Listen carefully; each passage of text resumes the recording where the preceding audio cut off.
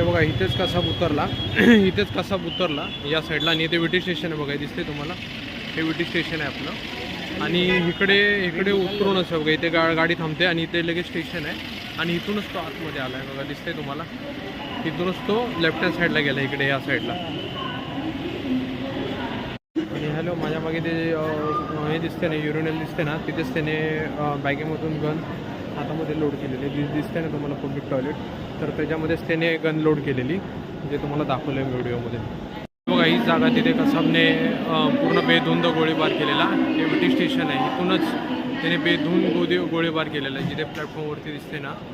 तिथेच गोळीबार त्याने केलेला बघा इथूनच कसाब चालत आला जेव्हा लोकांना तिथे त्याने AK-47ने त्यांच्यावरती बाईट्स केले त्यानंतर इथून लोक पळाली सर्वकडे इथे पण एक गेट आहे इकडून पळाल्यानंतर तो सर्व इथून लोकांना हे केल्यानंतर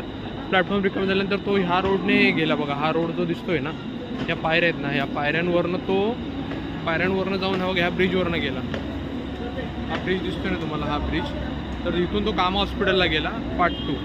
यानंतर मी पार्ट 2 मध्ये सांगेन की एक्झॅक्टली तो कुठे गेला कामा हॉस्पिटलमध्ये कुठे गेला